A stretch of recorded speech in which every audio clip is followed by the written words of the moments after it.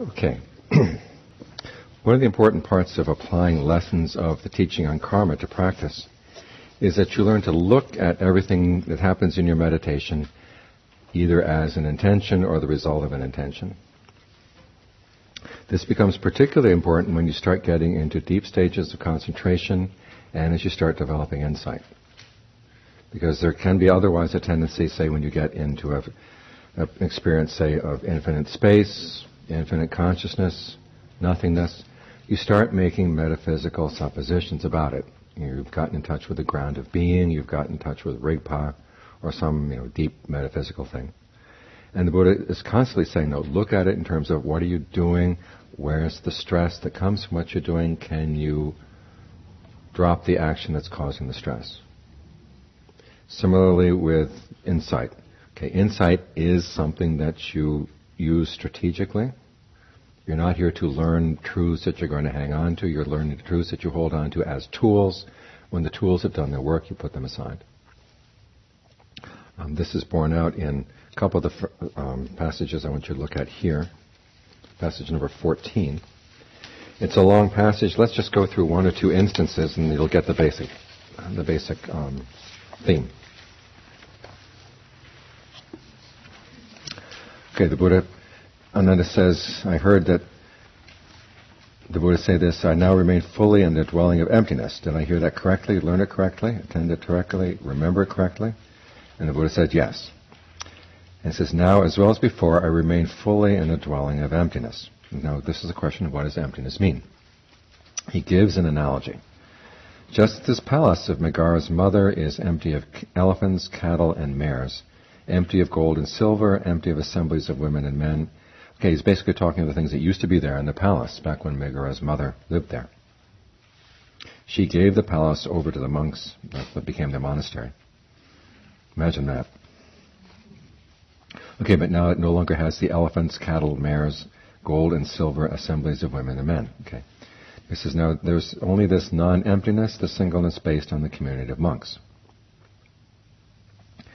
So that's basically what it is. It's freedom from disturbance. So that's what emptiness means here. Then he starts talking about the different stages of meditation. Even so, a monk, not attending to the perception or mental note of village, not attending to the perception of human beings, attends to the singleness, okay, that's the singleness of mind, based on the perception of wilderness. His mind takes pleasure, finds satisfaction, settles, and indulges in its perception of wilderness.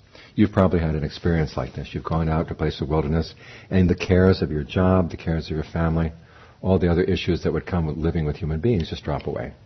It's just you and the Grand Canyon, or you and Yosemite Valley. That's it. And there's a great feeling of freedom. You're not worried about what people are thinking or what people are doing. You're just there in the wilderness. And you might notice, okay, my mind, and he says, okay. And then you take pleasure, find satisfaction, settle, and indulge in your perception of wilderness. I mean, it is really a pleasant place to be in that perception. You discern that whatever discernments that would exist based on the perception of village are not present. Whatever disturbances that would exist based on the perception of human being are not present. There's only this modicum of disturbance, the singleness based on the perception of wilderness. In other words, wilderness is not totally a secure idea. Because you're in the wilderness, of course, there's dangers in the wilderness. But at least you don't have human dangers. Years back, we had a young teacher from New York City coming and staying in the monastery. And he was afraid to stay out in a tent under the trees. And I said, well, you walk down these streets in New York, you know. But he says, who knows what's out under the trees? And it took me a whole week to convince him that the trees were a lot safer than the streets of New York. Yeah. But still, okay, it was possible that there were disturbances. In his case, there was. This is one of those great ironies. You calm him down and get him all ready into the tent. And he decides he has to leave the tent at midnight to go out the bathroom, and he unzips the tent. And it turns out our neighbor had this psychopath dog who was about 2 meters away from the tent, glaring at him. So there are dangers in the wilderness, okay? But the fact that you're there, you can put aside all these other disturbances, the human being disturbances. I was in Zion National Park one time climbing up to Angel's Landing. Have you ever been to Angel's Landing? Yeah, okay. And going up to Angel's Landing, dressed as a monk, you figure out that sandals are no longer useful, that your bare feet would be more useful, so you take off your sandals and you put them in your pocket. And then after a while you decide that your robe is getting in the way, and so you tie it as a sash around your waist, okay? Now, so picture me dressed like that, okay? Coming up Angel's Landing. And we hear these people coming down the other side, coming down the other way. And from 100 yards away, you know that they're working at a modeling agency in Los Angeles. Because they're talking business as they're coming down. And I kept thinking, here you are in Zion Canyon, and all you can talk about is movie stars and models and whatever. This is crazy. They come around the corner, they see me.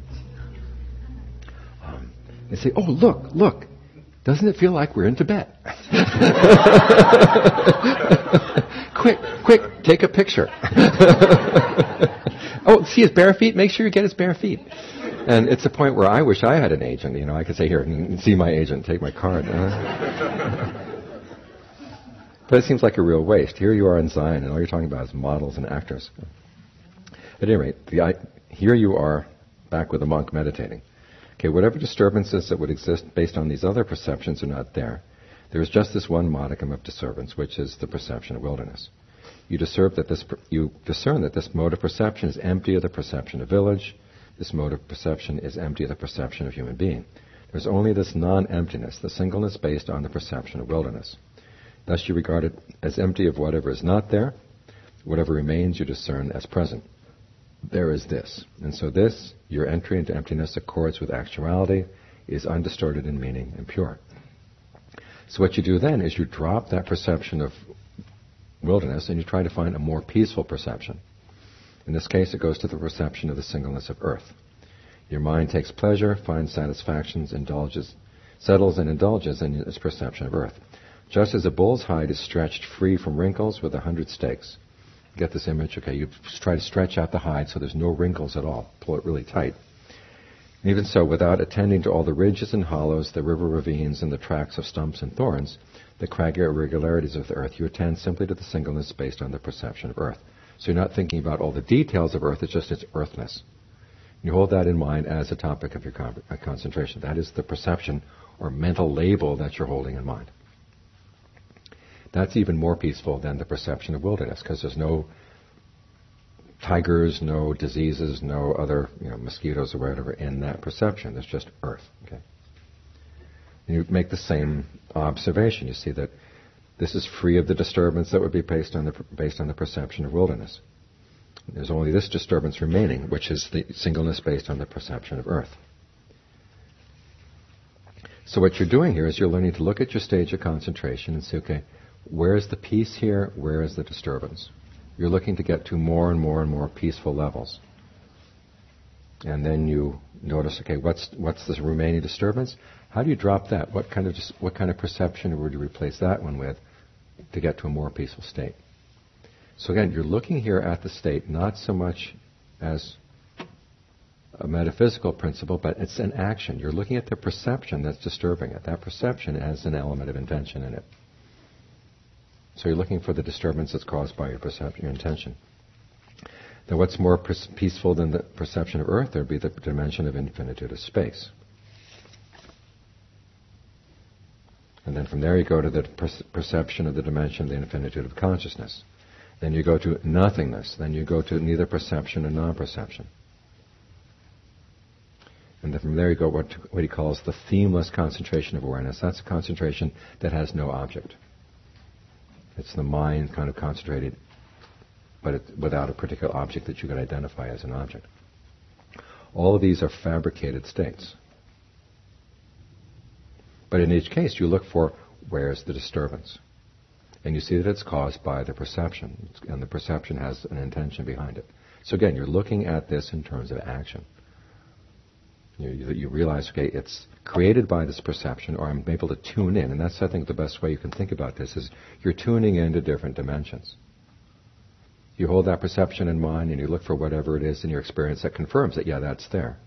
You kind of tune into it. It's like if you're holding in mind the perception of earth. Okay, you've got the floor here, you've got the walls here, and part of earth is solidity. It's all solid, right? But if you start thinking about, what about the space between the atoms?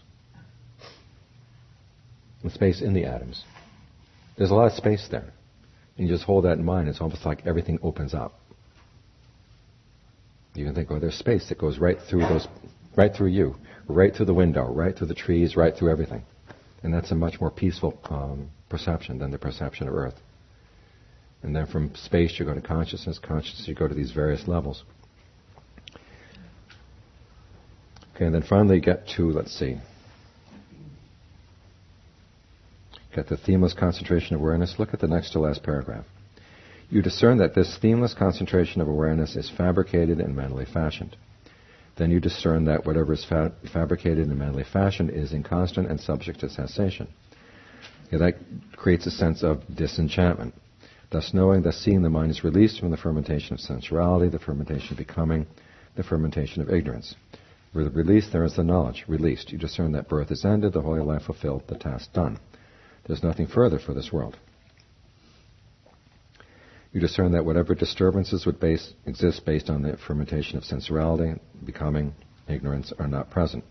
There is only this modicum of disturbance, that connected with the six sensory spheres dependent on this very body with life as its condition. Okay, when you've basically come out of the experience of awakening, and this is the only thing that you've got left. You discern that this mode of perception is empty of these fermentations, and this is the only disturbance that's left.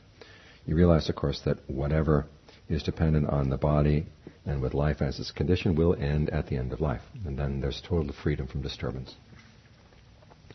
So you regard it as empty of whatever is not there, whatever remains you discern as present. There is this. And so this, your entry into emptiness, accords with actuality, is undistorted in meaning, pure, superior, and unsurpassed. Okay.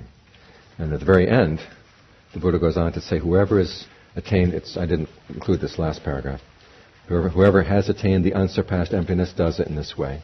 Whoever will attain unsurpassed emptiness will do it in this way, and whoever is doing this at present. It's a pattern very similar to the teaching to Rahula. In fact, you can actually take the teaching to Rahula about looking at your actions, looking at where they're causing harm, and learning how to stop doing that, and applying it here. You've got a state of concentration, you look at where's the disturbance here. So instead of affliction, we're talking in terms of disturbance. The Pali word is dharata, D-A-R-A-T-H-A. And if you see whatever you're doing that's causing that disturbance, you drop it. So it's the same principle. To look at it another way is saying you're applying the principles of the Four Noble Truths. Where's the stress? What are you doing that's causing the stress? You learn how to drop that. So again, you're looking at the state of concentration as the result of an intention that you're holding in mind. The intention that's behind the perception that holds it all together. And that way you get past all the problems that can come if you say, gee, I've reached the ground of being. Or I've reached Buddha nature, or I've reached whatever. You keep looking for the stress. Because right next to it, that's where you're going to see subtle intentions. Okay.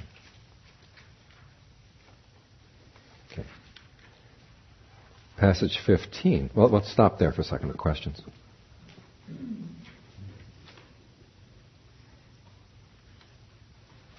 Yes.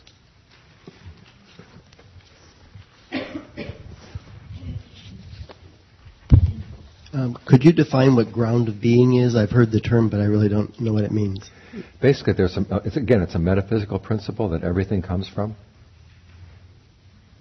For example, you could be in a state of, like the infinitude of dimension and the infinitude of consciousness.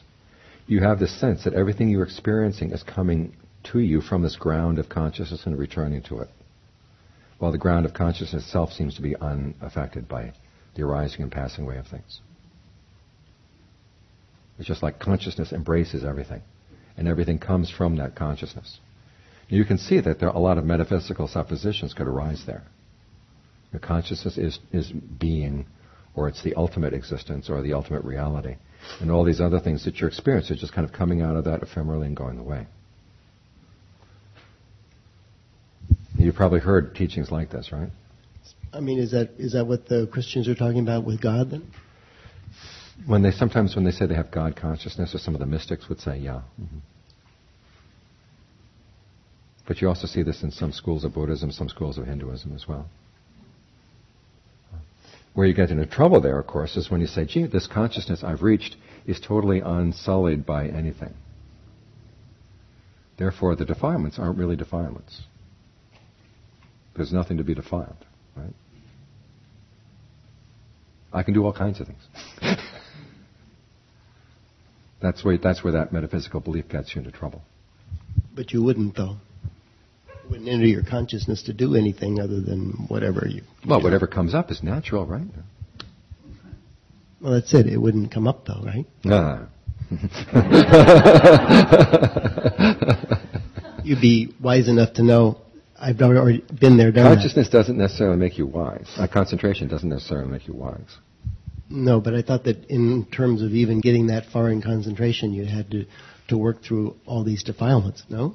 You put them aside for a while. But it doesn't carry on into your life after that. Not necessarily. Especially if you get to this idea that the consciousness is not sullied by anything, and what people used to tell you were defilements or not defilements. I know not a few people who got really strong powers of concentration and then moved off in that direction. Well, that sounds like a great delusion. It is. Yeah. I mean, this is why you have teacher sex scandals. Right. Mm-hmm. Mm-hmm. So the Buddha is saying, don't look at it in those terms. Look at it, okay, even how, no matter how refined it is, look at what kind of action is keeping this going. Where is the disturbance in here? The disturbance is right next to the perception that holds together the concentration. It's an activity that you're doing as you tune into this. And then as you tune into that dimension, okay, remember, you did an action to tune in.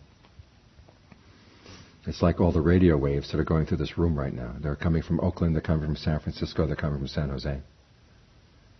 And you've got a radio that you can tune into the different levels. If you hadn't tuned in, you wouldn't be in touch with it. So you're looking here more at the tuning in. And saying, okay, there's still some stress in the fact that I have to tune in.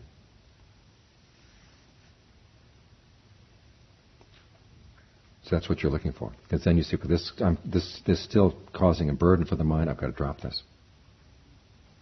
And that gets you past that. This is why the teachings of the Four Noble Truths are so useful. Years back I had some people visiting the monastery. They'd been taking a course at UCLA in Buddhist philosophy. And apparently they spent 2 weeks on Theravada and the rest of the semester on Mahayana. And the professor even apologized for those first 2 weeks, saying, well, I know this is not all that interesting. We'll get to the good stuff in a couple of weeks. And I think there's an awful lot of good stuff in Theravada. And when you forget, and when you get beyond, and when you basically decide you're beyond that, then you're in trouble. Any other questions? Yes. Is there any significance in in this passage he uses that word dharata instead of dukkha, the disturbance instead of stress? Okay, again, it's a very subtle level of disturbance,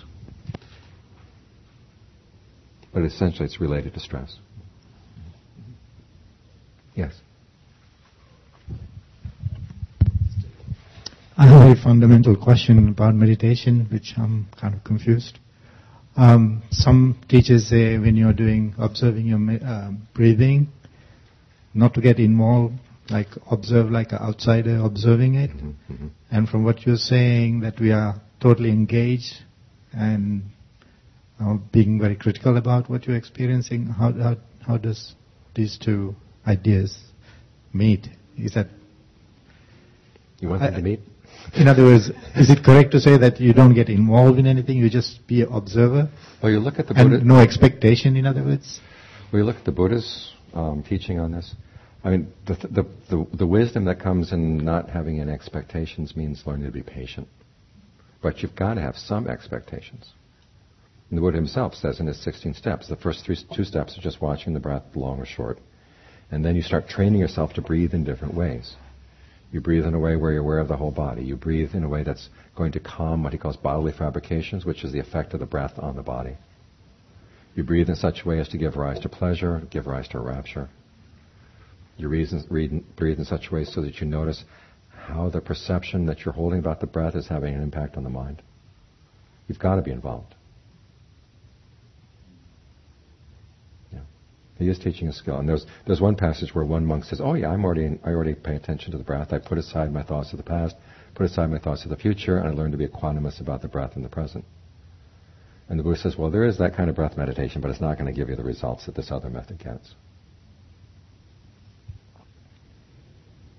Mm-hmm. Thank you. Okay. Anything else? Okay, let's go on to the next passage. Here we're talking about discernment that looks at things as actions. The Buddha goes through the different ways that we can assume a sense of self. And he sees that they're all fabrication. Remember again, fabrication is a type of intention, type of karma. You assume your form, it could be your body, to be yourself. That assumption is a fabrication. Now what is the cause? What is the origination? What is the birth? What is the coming into existence of that fabrication? To an uninstructed, run-of-the-mill person touched by that which is felt, born of contact with ignorance, craving arises. The fabrication is born of that. And that fabrication is inconstant, fabricated, dependently co-arisen. That craving, that feeling, that contact, that ignorance is inconstant, fabricated, dependently co-arisen. It's by knowing and seeing this way that one without delay puts an end to the mental fermentations. So in other words, you take this view of the self as being your body. And he says, okay, instead of arguing as to whether it's true or not, he says, look at where does that come from? Where does that assumption come from? Well, it comes from craving. And that craving comes from contact, the craving, contact, feeling, and ignorance. All of these things are inconstant. So in other words, you look at the assumption of a self as an activity in the mind. And seeing it as an activity, you develop this passion for it. Then he goes on, where he doesn't assume form to be the self, but he assumes the self as possessing form. In other words, you have this self that is formless, but it has this form that it carries around, or that it controls, or that it owns. Or you can have the idea that form is in yourself, as when you have a cosmic sense of self and the body is just this little thing in your larger self. Or you have the idea of self as in form, like this little person who peers out your eyes and listens into your ears. Or whatever image you might have of how yourself is related to the body. Now notice he's not saying that the form is your conventional self. He's saying basically you make these assumptions. You create a sense of self. And you can create it in any one of these terms. If you're thinking in terms of the body. Either that the body is yourself, or you have the self that owns the body, or that the body is in your larger self, or there's this smaller self that's in your body. I don't know about you, when I was a child and went to church, I was told that we had a soul. I had this picture of this little piece of leather inside my...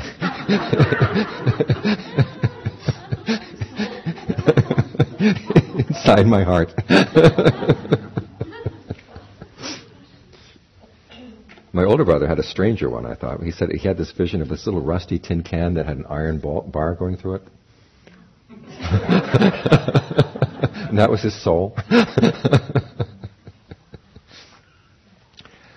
Okay. But in each case, regardless of the self-assumption you have, the Buddha says, look at it as a kind of fabrication. Where does the fabrication come from? What's the action? What's the intention of creating this sense of self? In other places he calls this I-making and my-making. And you realize, okay, this is an activity that's going to be stressful. You learn how to drop it.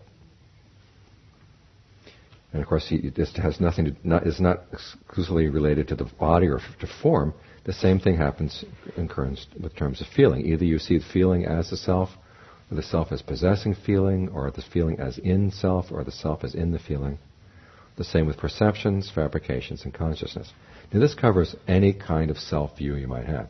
Cosmic selves, little selves, big selves, connected selves, separate selves. All of them are fabrications.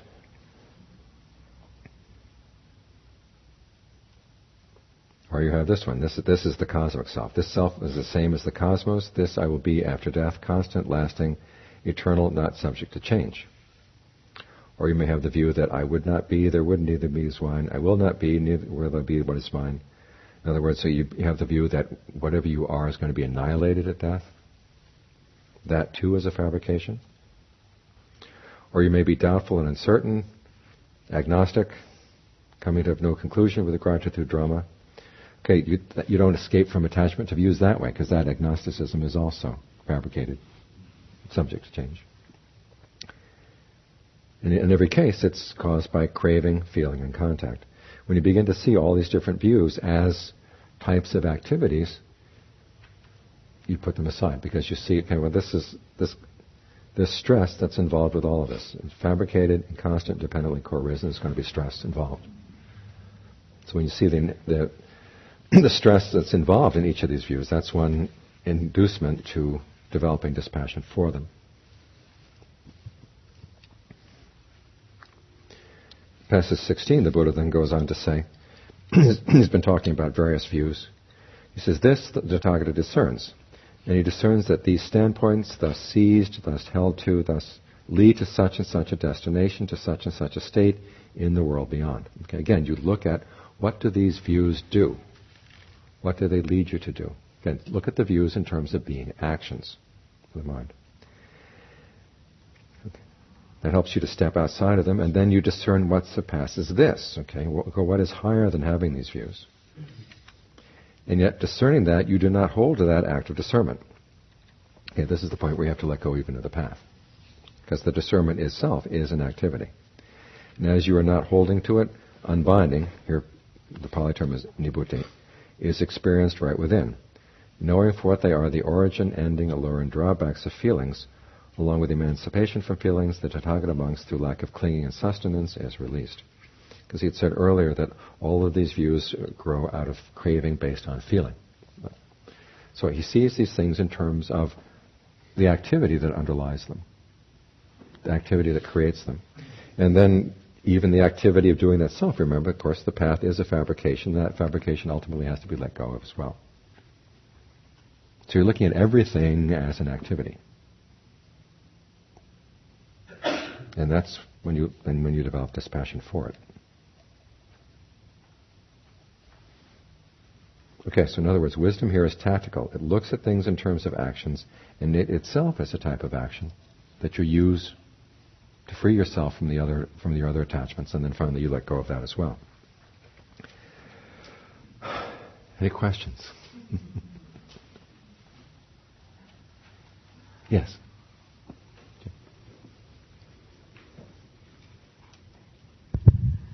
It reminds me a little bit of when you become a master at something. Mm-hmm.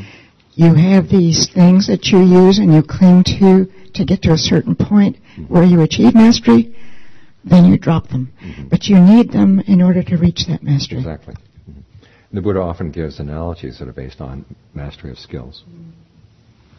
There's a really good book out there, it's called The Craftsman by Richard Sennett, S-E-N-N-E-T. He talks about one of the problems of modern society is that we've lost our crafts and skills. And the type of sort of psychological and emotional strengths that people develop from skills have also been lost. And the book is kind of scattered, but it has lots of neat little vignettes about different periods of history and the different skills that people have developed. It reminds me also of our culture, or particularly the baby boomers got so much self-esteem, but they got their self-esteem by being told they were good, not by what they could do. Mm-hmm. And you really get self-esteem by accomplishment. Mm-hmm. Yeah, we had a young monk at the monastery one time with lots of self-esteem. So much that it created trouble.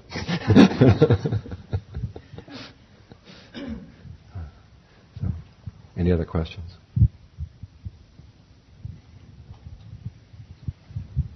Yes.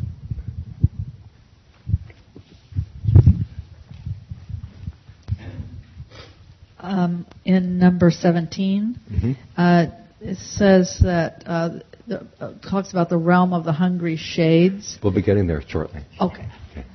We just finished 16. Again, clarification question.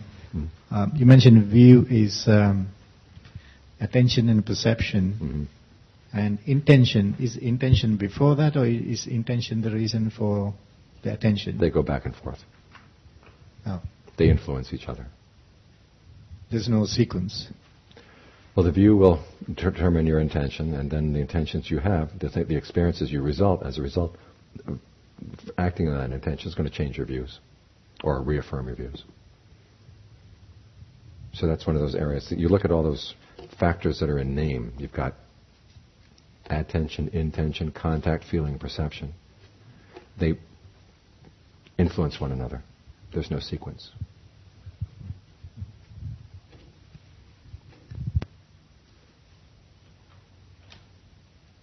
Is it getting late in the afternoon? Okay, we're going to get to simpler stuff in a minute. Okay. Now those are the lessons that karma teaches you about sort of the micro level of meditation.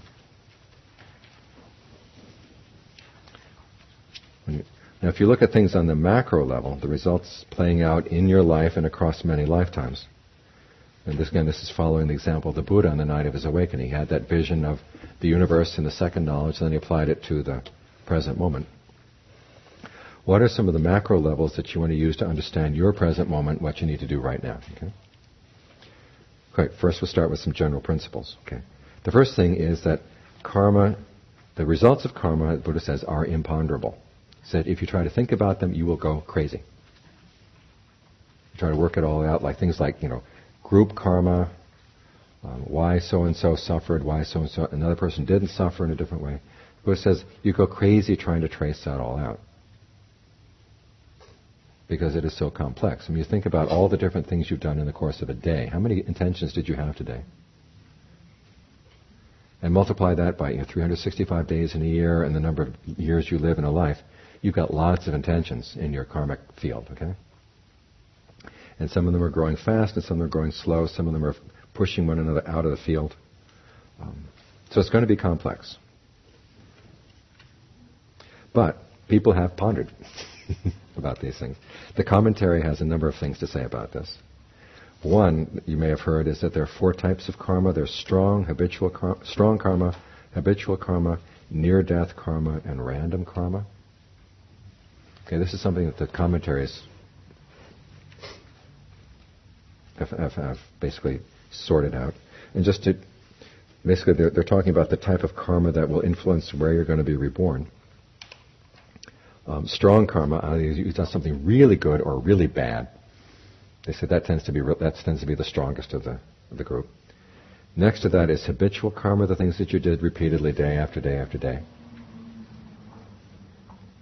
If none of those are particularly strong, then your near-death thoughts, your near-death decisions are going to have a big impact. And finally, even if your near-death thoughts are not all that particularly decisive, then it's just random. I.e., who knows which particular karmic result is going to pop up and take you. But again, that's the commentary. There are some general patterns, though, that you can see in the teachings in the canon. First one is the results of breaking precepts. Now remember, these are tendencies. Okay. And this passage 17 just goes down the different tendencies. Basically, if you take life, the slightest of all the results coming from the taking of life is that when one becomes a human being, it leads to a short lifespan. We're going to go through the human results in all these. Stealing, it leads to loss of one's wealth. Illicit sexual behavior leads to rivalry and revenge. You have to remember, the Buddha's definition of illicit sexuality is having sex with someone that someone else has a claim on. And the someone else may also be that person who may have taken a vow of celibacy. But otherwise, either the parents have a claim over the child, or the girlfriend has a claim over the boyfriend, or whatever the partner is. The partner has a claim over a partner. You don't mess around with those people. Okay? If you do, that's illicit sexuality. And the result, of course, is rivalry and revenge. Telling falsehoods means that sometime down the line you're going to be falsely accused. These are tendencies. Divisive tale-bearing means it leads to the breaking of your friendships. Sometimes you see that frame, divisive tale-bearing, translated as slander, but that's not an accurate translation. Slander is when you're lying. Divisive tale-bearing is when you know that two people are friends and you want to break them apart. And so you tell them, did you hear what someone did? And you tell them true things. That's still divisive. Okay? Abusive speech leads to, I love this one, it will lead to unappealing sounds. Living next to a freeway or something. Frivolous chattering will lead to words that are not worth taking to heart. In other words, you hear just a lot of garbage. The drinking of fermented and distilled liquors leads to the tendency of mental derangement. So those are tendencies that come from breaking the precepts. So there are those patterns.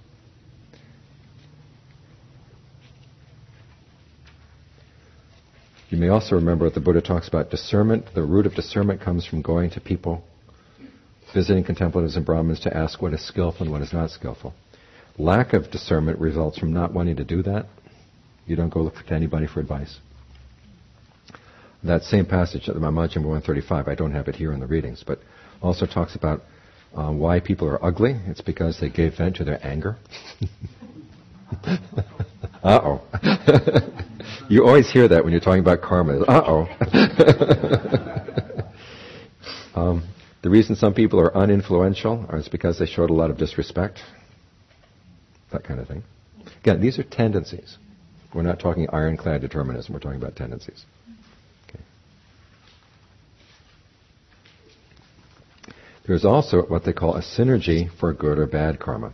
In other words, if you have a lot of good karma, it works together to strengthen your good karma. If you have a lot of bad karma, it works together to strengthen bad results. Look at passage 18. I used to call this the Bush effect, now I'll just call it the tyrant effect, okay? Look at the second paragraph. Greed itself is unskillful. Whatever a greedy person fabricates by means of body, speech, or intellect, that too is unskillful. Whatever suffering a greedy person, his mind overcome with greed, his mind consumed, wrongly inflicts on another person through beating or imprisonment or confiscation or placing blame or banishment with the thought, I have power, I want power, that too is unskillful. Thus it is that many evil, unskillful qualities, another word is Dhamma, which can also mean events or actions, born of greed, caused by greed, originated through greed, conditioned by greed, come into play. Okay, now, when someone has been doing that, and a person like this is called one who speaks at the wrong time, speaks what is unfactual, speaks what is irrelevant, speaks contrary to the Dharma, speaks contrary to the Vinaya. Why? Because of having wrongly inflicted suffering on another person through beating or imprisonment or confiscation or placing blame or banishment with his power. When told what is factual, he denies it and doesn't acknowledge this. Do you know of any politicians we've had? When told what is unfactual, he doesn't make an ardent effort to untangle it, to see this is unfactual, this is ungrounded. He just believes what he wants to believe, and he doesn't believe what he doesn't want to believe. Doesn't want to look into other people's wrongdoing because he's afraid his wrongdoing is going to get looked into. That's why a person like this is called one who speaks at the wrong time, speaks what is unfactual, speaks what is irrelevant, speaks contrary to the Dharma, the Vinaya. So, a person like this, his mind overcome with evil, unskillful qualities, born of greed, born of aversion, born of delusion, his mind consumed, dwells in suffering right in the here and now, feeling threatened, turbulent, feverish, and at the breakup of the body after death can expect a bad destination. In other words, there is kind of a snowball effect. If you start getting involved in really unskillful behavior, it leads to more and more and more unskillful behavior. And you're getting more and more entangled and unwilling to pull yourself out. On the other hand, I don't have the passage here, but they talk about the synergy for good, which is that if a person is virtuous, if a person like that makes a vow, it tends to have more power than an unvirtuous person's vow. You make up your mind, you want to do something, and if you've been virtuous, it's more likely to succeed. And John Lee talks about this a lot. And there's a passage in the canon where Chitta, who was a householder, who was a non-returner, at the moment, as he's lying on his deathbed, the devas come to him and said, you have the virtue that if you made a vow to become a universal monarch, you could. We think it would be good for the world if you did this because you're a virtuous person. And Chitta says, well, even that is impermanent. Now, of course, the people sitting around listening to Chitta at his deathbed don't see the devas. All they see is Chitta saying, even that's impermanent. You say, are you losing grip? And he said, no, I'm just talking to the devas. But again, it's the belief that, and it's stated in the canon, that the more virtuous you are, then when you make a vow that you want to accomplish something, that's more likely to become true. So there is a synergetic effect on virtue, just as there's a synergetic effect on unskillful behavior. Any questions on 17 and 18? You had a question on 17 back there. I just wondered if the term hungry shades is what we call hungry ghosts. Yeah. Yeah. I was just thinking about the Greek shades. Yeah.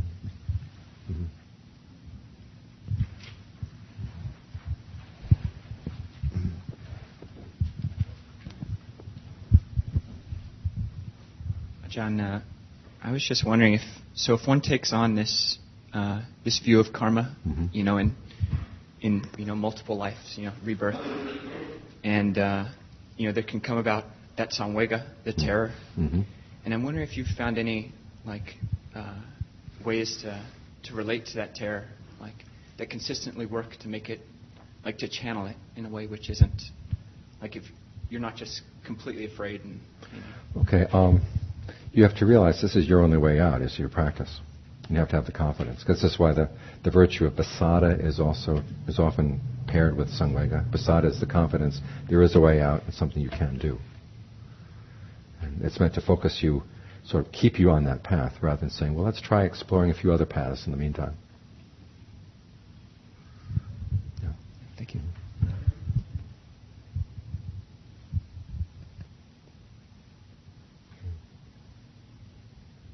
Okay. Just a few more points.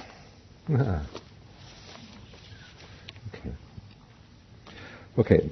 However, even though there are these tendencies and patterns in karma, the pattern doesn't always play out in predictable ways. The Buddha's image for karma is not mechanical, it's like flowing water. And as we all know with flowing water, it can go in various ways. First of all, there's the time lag. Sometimes there are present rewards for actually breaking the precepts. The passage here, we don't have to read it in detail, it's passage 19, where the Buddha goes and says, have you ever noticed someone being rewarded for killing, someone being rewarded for stealing, someone being rewarded for illicit sex, rewarded for breaking all the precepts? And that has happened. So in other words, the results of karma are not always immediate. Sometimes they'll work out only after a long period of time. That's basically the message of passage 19. I like some of the passages here. Have you ever seen a man adorned because this man attacked the king's enemy and took his life? Yes.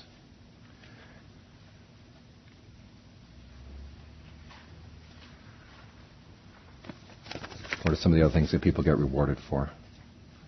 This man attacked the king's enemy and stole a treasure. This man seduced a woman and girls of good. This man seduced the wives of the king's enemy. The king rewards him. Okay. This man made the king laugh with a lie. Okay. So sometimes you actually get rewarded for breaking the precepts. So it's not always that the results of the results of behavior are immediate. Okay. Passage 20 points out the fact that there are times when a person who's done good things in this lifetime ends up going to a good destination. Sometimes someone who does good things goes to a bad destination. Someone who does bad things in this lifetime sometimes goes to a bad destination, sometimes goes to a good destination.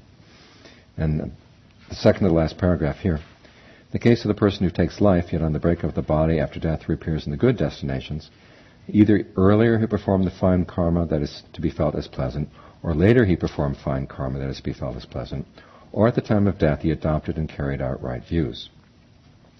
That's why even though he did something wrong, he still goes to the good destinations. And just the opposite. If you did something good but you end up in hell, either earlier performed evil karma, or later performed evil karma, or at the time of death adopted and carried out wrong views. It's because of this passage that people are very careful when they're around someone who's dying to try to get them to listen to the Dharma, or to have Dharma teachings, or have Dharma chanting, or something that keeps their mind on the goodness, so they don't suddenly develop wrong views around things at the moment of death. So this doesn't mean, if you've done something wrong, you will automatically go to hell. Or if you've done something good, you can pay your way into heaven and basically assume that that's what's going to happen. Because your own actions are a lot more complex than that.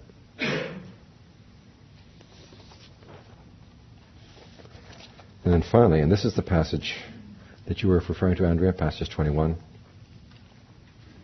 Finally here means just for this section, okay? For anyone who says, in whatever way a person makes karma, that is how it is experienced, there is no living of the holy life, there's no opportunity for the right ending of stress. But for anyone who says, when a person makes karma to be felt in such and such a way, that is how its result is experienced, okay? In other words, you're not going to necessarily experience all the full measure of a bad action or the full measure of a good action. Sometimes it'll come in smaller forms. Particularly with bad actions. If you develop, the point of this passage here is if you develop the mind in two ways. One is you develop the Brahma Viharas in an unlimited way. Then the results of past bad actions are going to be very minimal. Or your experience of them will be minimal. They'll still be negative, but it'll be very minimal. And the analogy the Buddha gives is of a big lump of salt. You take the lump of salt and you put it in a small cup of water, you won't be able to drink the water. If you put it into a river, and we're assuming the river is unpolluted, you can still drink the water because there's just so much water, more water than the salt. And he says, an expansive mind that's developed through the Brahma Viharas is like the river and the water in a river.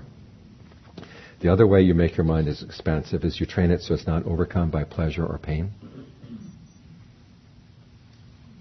This requires a lot of meditation, a lot of discernment. When pain comes, you learn, you make your mind bigger than the pain. When the pleasure comes, you make your mind bigger than the pleasure.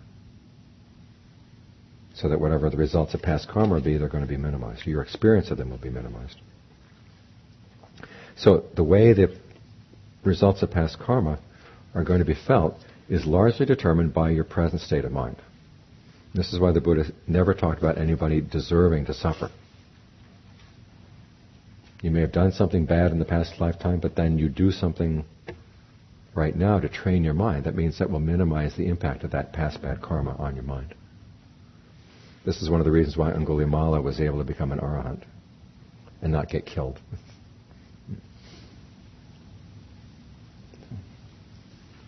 Any questions on that?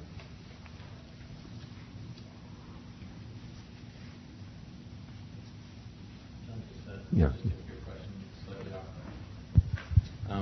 There's a question that came up.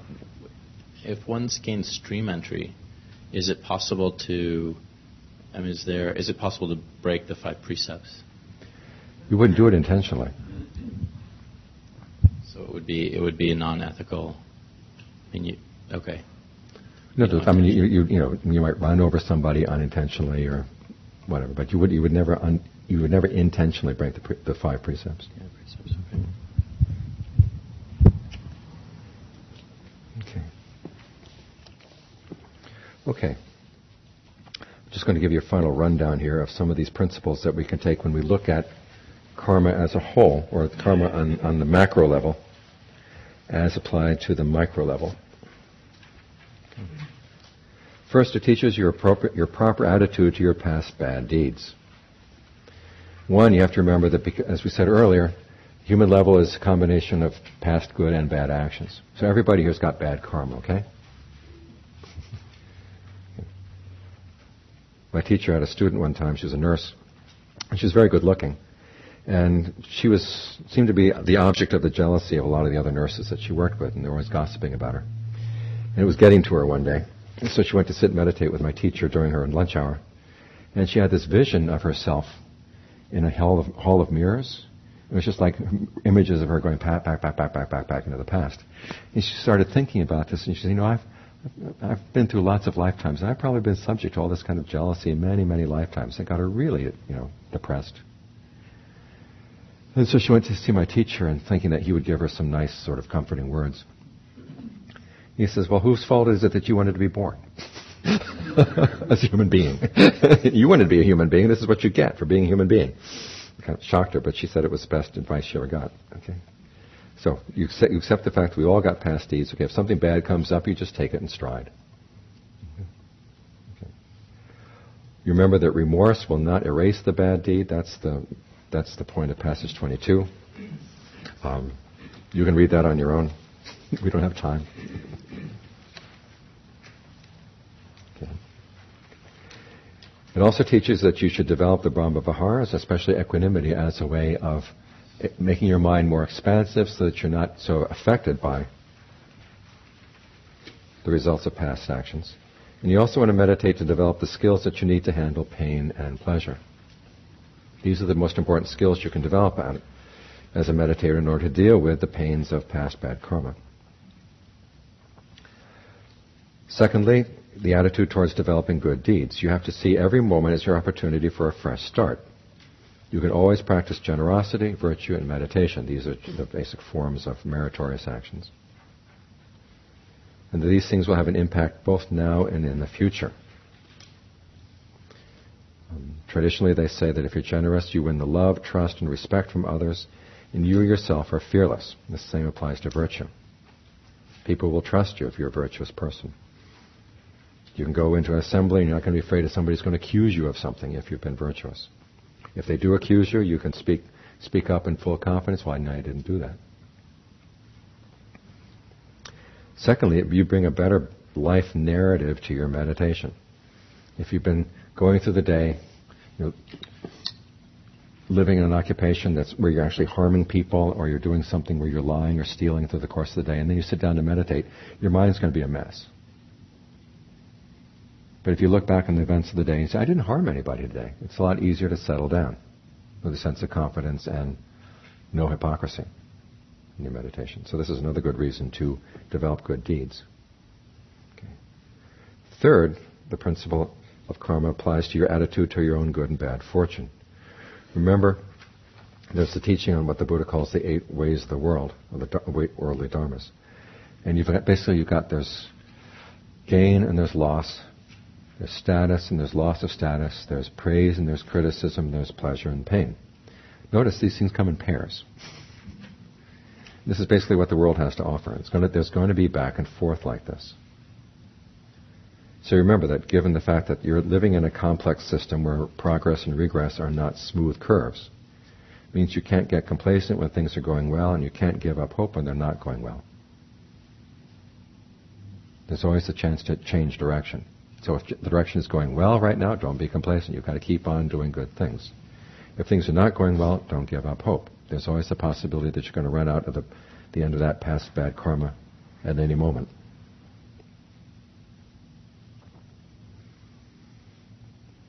When I was at the monastery in Thailand, there was the woman who ran the kitchen didn't like most of the monks because her son was also a monk, and she was afraid of competition. She wanted her son to be the next abbot. And so any of us who looked like we might be competition, she did whatever she could to make life miserable. And I got upset about this a couple of times. My teacher said, look, this is a good lesson for you. Learn how to put up with this kind of thing. And so I said, okay, I'll just put up with it and learn to be equanimous and try not to create any more bad karma with this woman. Maybe it'll end someday. Well, the day it ended like that. I've got a few minutes. It started out with the strangest invitation I ever got as a monk. This woman's son had driven in. Basically, there's a long story behind this, but the sons had decided to get her out of the monastery. So just as her son was driving in, this guy comes from the neighborhood. He says, there were 2 of us other monks there at the time. He said, I'd like to invite both of you to come to the house for a funeral chant. And he was smiling as he said it. I was thinking, what kind of person smiles when they're inviting you for a funeral chant? Who died? He said, you'll find out. He smiled. So we got to the house, and it turned out that their vegetables had died. They had, like the Chinese farmers do when they had these large raised beds of vegetables, and all this lettuce had died. And the wife was convinced that it was foul play, that someone had come and sprayed herbicide on to kill their lettuce. We say, wait a minute, how do you know that your husband wasn't sloppy the last time you put fertilizer on the lettuce? He may have put some herbicide in the tank and then didn't wash it out properly and then put some fertilizer in the tank and fertilized the lettuce. Because what her plan was that the monks would chant the funeral chant for the vegetables.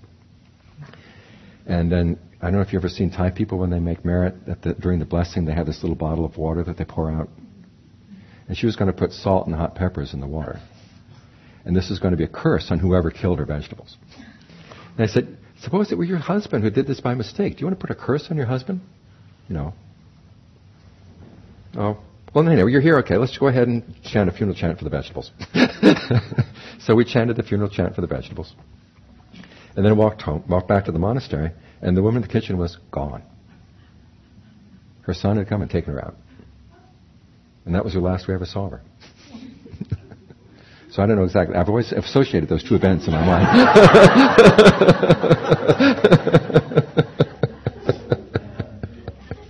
So sometimes bad karma just ends like that. You never know. Okay. Fourth thing, a principle you want to apply to your practice in general, is your attitude towards the suffering of others. Now remember, as I said, you don't know other people's full karmic history. They may have a lot back there that you don't know about, good or bad. So if you see somebody else's suffering, you take it as your chance to help them if you can, for several reasons. One, maybe your action will be the one thing that will get them over the hump of whatever their past karma was. Maybe their past karma might be about to end. Secondly, as I said, you don't know their potential. Thirdly, you've been there before, and you may be there again. Whatever suffering you see in the world, the Buddha says, you can assume you've been through it already. And if you don't get out of the cycle, you can go back. So here's your chance to create some good karma to help. If you want some help from other people then, you give the help now. This is mentioned in the Samyutta Nikaya, Samyutta 15, 11 through 12.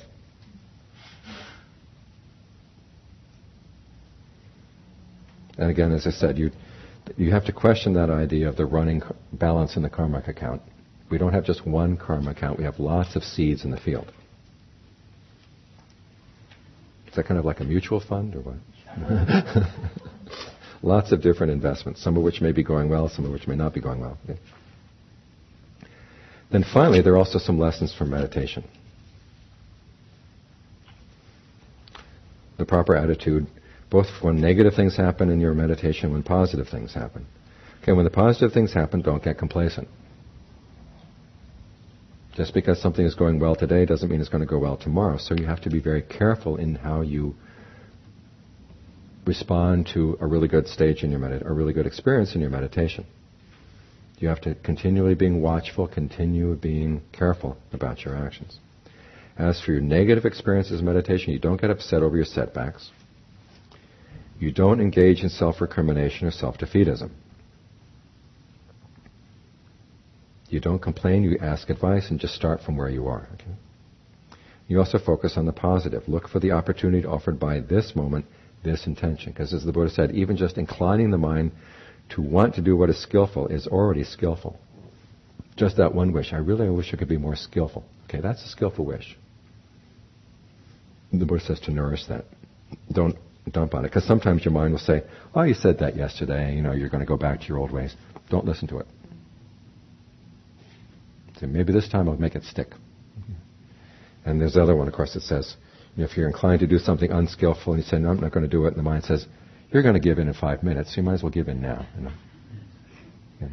So you don't listen. You say, I don't know about 5 minutes from now, but I am responsible for right now. I'm going to take care of myself right now. 5 minutes, we'll talk again. Okay. So those are some of the lessons. And then finally, there's no time to indulge in negativity. Because things can change very quickly. You may not have the opportunity to meditate much longer.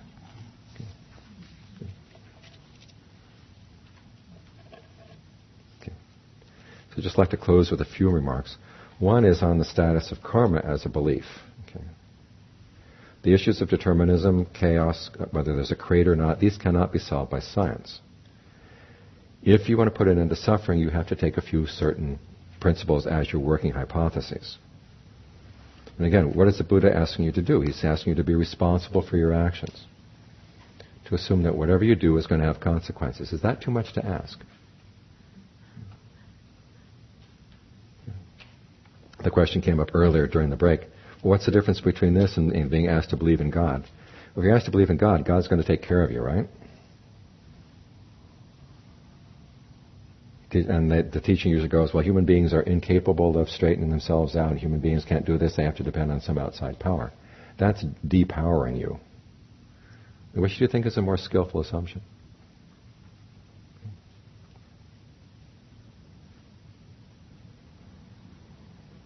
William James talks about two types of truth. There's the truth of the observer and there's the truth of the will. Truths of the observer are things that will happen one way or another regardless of whether you're watching them or not. And in cases like that, you can't let your wants get in the way of observing them. In other words, if you want to observe, the way stars move or the way, things evolve in the universe, okay, you have to get your wants out of the way so you can actually watch the behavior. However, there are also truths of the will. If you wanted to be a pianist, you have to want it very much. You have to practice. You have to work at it for it to happen. That's something that depends on your will. And in the Buddha's basic assumption, it is possible to put an end to suffering. That is a truth of the will. It's something you have to want to put an end to. Otherwise, it's not going to happen on its own.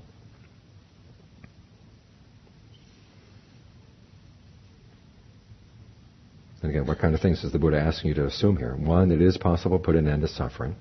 That embodies the principles of compassion and integrity. If you make this assumption, all of the teachings on actions will follow. Now, this, as you said earlier, this is the basic kind of stuff you'd want to teach a child. You do have choices. Your actions have results. Try to anticipate the results of your actions when you make your choice. If you make a mistake, admit it. Try to learn from it. Talk it over with somebody. Okay. Those are all basic, good, common sense attitudes to have toward action. The Buddha simply takes that basic common sense attitude and pushes it to see how far it can go. How skillful can you be? What's the ultimate goodness that can come from the results of your actions? Now, in pushing it, it goes to some unexpected places, like the principle of rebirth. But as when developing any skill, you have to take some things on faith so you can see what the skill can do before you even attempt it. You need the faith before you attempt developing the skill. So to relate this to the issues raised at the beginning of the day, okay, what is the Buddha's teaching on karma? Was it deterministic? No. Does it justify the status quo or evil actions? No. Does the Buddha say that people deserve to suffer? No, because remember, the extent to which you suffer is going to be determined by your present mind state, not by your past actions. So the Buddha never says anybody deserves to suffer. His basic unit of analysis is action and result. He's not talking about good people or bad people, or people who deserve to suffer, or people who don't deserve to suffer. So is this teaching psychologically damaging? I'll let you decide that for yourself. One thing I forgot to mention the first time around was the question of the teaching on karma doesn't fit into the teaching on not self. If you assume that there is no self, who does the karma? Who gets reborn? Now, first off, the Buddha never said there was no self. In fact, the question of whether there is or is not a self is a question he put aside. What he does have you do is look at your idea of self as an action. The teaching on not self is also an action. You're taking your perception and you're applying it. And the question then is, when is it skillful to use the perception of self, and what kind of perception of self is skillful? And then when is it more skillful to use the perception of not self? So instead of taking the idea of no self as a context in which you're trying to fit the teaching on karma, it's the other way around. You assume that there's action, and the next question is, when is your sense of self a skillful action? When is it unskillful? When is not self skillful? When is it skillful? So the action is the context. Karma is the context, and the teaching on not self has something that fits into that context. So, people say that the teaching on karma promotes fatalism, passivity, callousness towards the suffering of others, complacency toward your own good fortune. In all of these cases, the response is no. You are more sensitive to other people's sufferings because, on the one hand, you recognize that you've been there yourself and you could be there again, so you want to help when you can. Certainly doesn't make you passive because it's saying your experience of the world is entirely shaped by your present intentions. You want to do those as skillfully as possible. You're not complacent towards your own good fortune because you know it could end at any time. You've got to work on developing qualities of mind you need in case that change comes. So, that was what I wanted to say on karma today. Any last questions?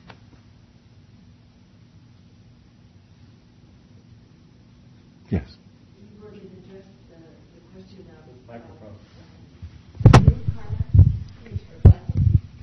Okay, I can just report the question there. Okay. And the illness? And the illness? Is illness karma? Oh, okay. 2 questions. The one on group karma. The Buddha never talks about group karma. Unless, he says we have karma as we're related through karma, i.e. if we all have karma, that we've done the same sort of thing together, or if we've done the same sort of thing, we will tend to fall in with other people who've been acting in the same way. Now that doesn't mean we've gone through life as a group experiencing the same karma as a group. Or that one nation will always experience the karma of that nation. I've always wondered about how many people after World War II, how many Germans and Japanese people were born in America. Or vice versa. You never really know. As for the question about other things that are not controlled by karma, there's a sutta, and I've forgotten the number of it, where this man comes to see the Buddha and says, I hold that everything you experience in pleasure and pain is the result of past action. And the Buddha says, well, you know that's not true. And then he takes a list of basically what medicine at that time taught as the causes for action. There's an imbalance in the elements in the body, accidents, improper care of the body. All of these things, he said, and then karma itself. All these things are things that would give rise to pain or pleasure in the present moment, or basically pain in the present moment.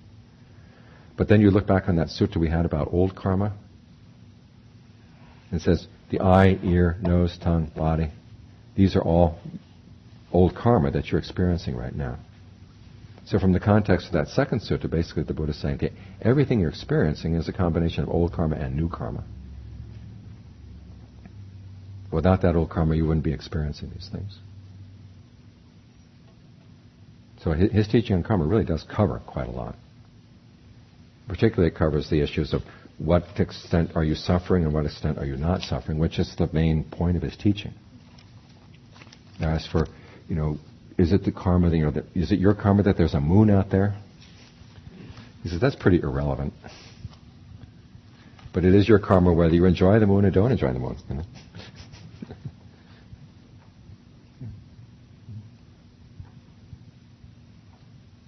Over here. Mm-hmm.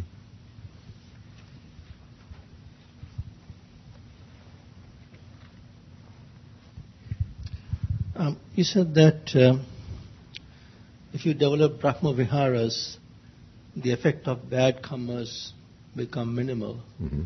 I'm just wondering whether you can also conclude that if you practice Brahma Viharas, that the effect of good karmas or results of good karmas come ahead of the bad karmas. Not. Well, again, you're creating more good karma right there with the Brahma Viharas. And minimizing the effect doesn't necessarily mean that you're minimizing the external effect, but you are minimizing the amount that your mind is going to suffer if it's bad karma. But the more good karma you create, you're creating just better, sort of more inducements to help bring out other good karma as well. That said, there is a belief that the more you meditate, sometimes the people that you've harmed in the past, if there are spirits hanging around, they get jealous of you and they would try to stop you. You got the case of Buddha and Mara. So sometimes the harder you try to do good, the more obstacles you run into, and you just have to take that in stride and say, look, I got a lot of bad karma. I must have been a real character the last time around. And just take that in stride. I have another related question. About thousands of people sometimes getting killed by tsunamis and things. Mm-hmm. Is that karma related in some way or not? I wouldn't say that the karma caused the tsunami, but the fact that they were right there. You have to remember everybody's going to die at some point or another, right? So we've all got the karma to die. And it just so happens that their karma happened to reach fruition at that point, that particular karma. But it doesn't mean that they all did the same thing together as a group. It's like different people going around with different sensitivities to chemicals. Mm-hmm. Yes, over here. I have a question. I'm almost embarrassed. I am embarrassed, but I want to ask it. Even when we know that our action will lead to suffering, mm-hmm. what is it in us that chooses to still do that action? We have seen the consequences, mm-hmm, mm-hmm. and we have set the intention to not do it again. Mm-hmm. And then you do it. But yeah. Okay. Have you ever noticed the dialogue that goes on in your mind? Yeah.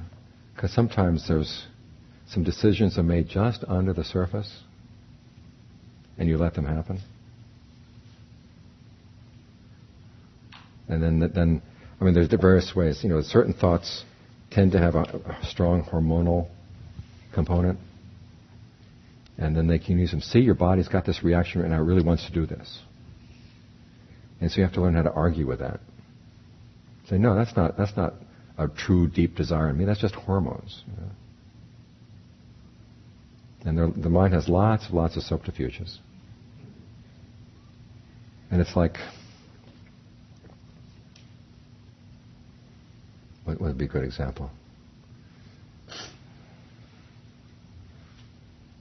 It's like everybody pretending that the president can make all the decisions. A lot of decisions that will be made in other levels of the government, you know. So your mind has many. Think of the mind as a committee again.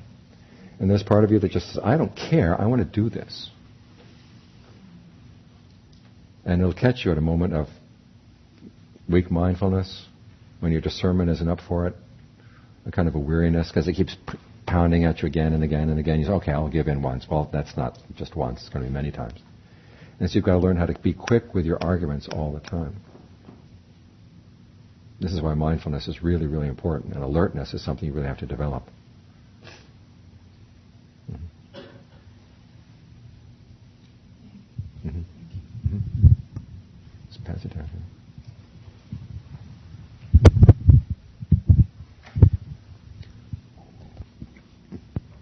I wonder how much responsibility we should take for other people's action, especially in correcting those actions. So, say you have a friend and he behaves in an unskillful way, and you would want to stop it, but in a way that's the person's choice. Say the person's a drug addict or something like that. So, where is the limit where we would want to interfere and try to okay, you have to have a sense of how your friend is going to respond, and if you don't have a sense, just try. Thinking about, okay, what would be the best way to speak in a way that the friend wouldn't take offense. You have to get the person at the right time, the right mood. Try to figure out a good way of sort of persuading the person, something that would really be conducive to that. Don't take a very strong moralistic approach, saying, well, this is just bad, this is wrong. But saying, do you really want to do this? Do you know what this is going to do to you down the line? To make it clear to the friend that you're on his side or her side. In certain cases, that's a person's choice. Eventually it is the person's choice, so you can't take responsibility. And there comes a point where you have to develop equanimity. You've tried all the techniques you can think of, and nothing works. You say, "It's beyond me."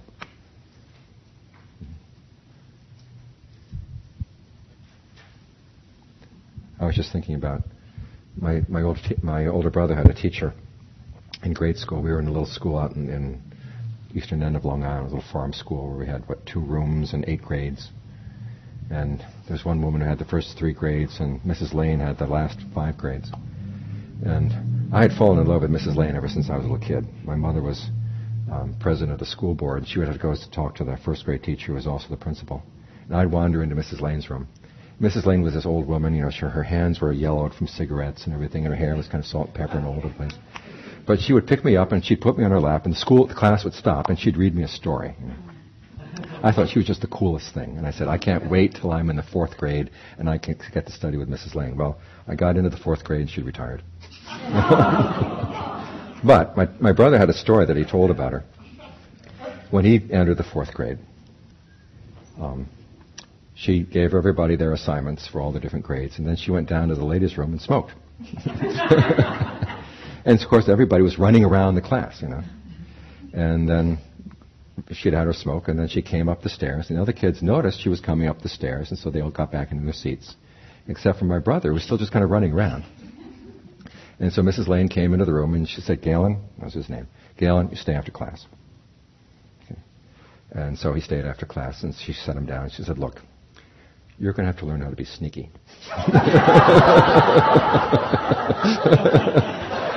When you hear me come up the stairs, you get in your seat. You know?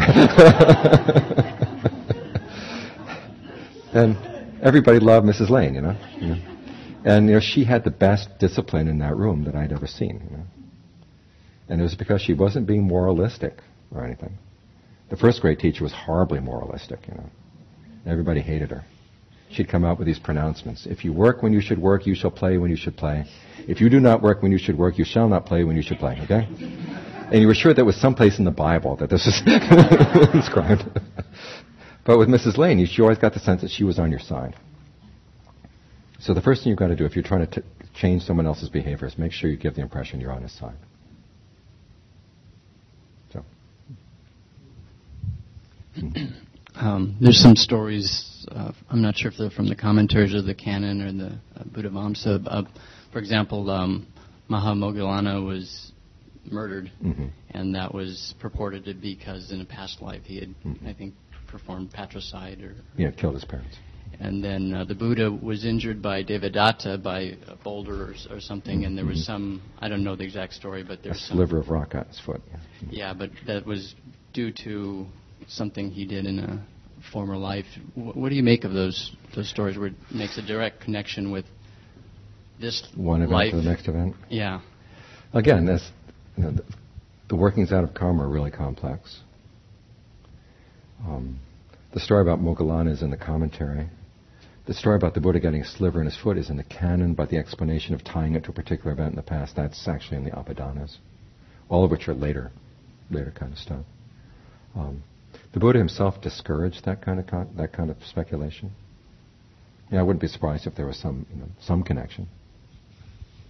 But again, he discouraged trying to tie one event to another event in that singular way. There's a hand back here.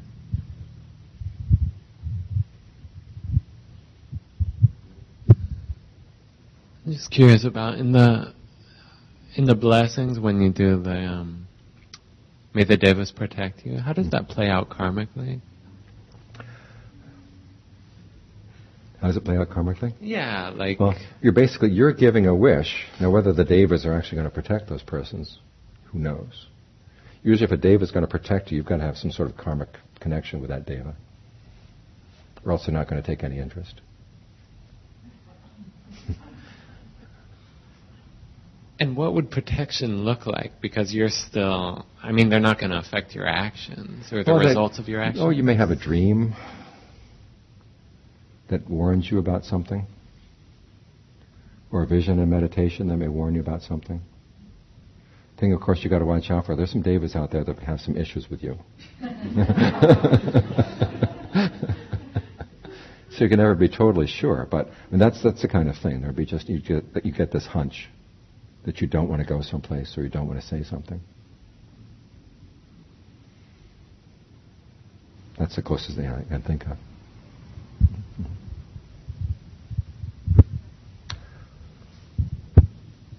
Okay. Is that it for the day? Okay, well, thank you for your attention. I hope this is helpful.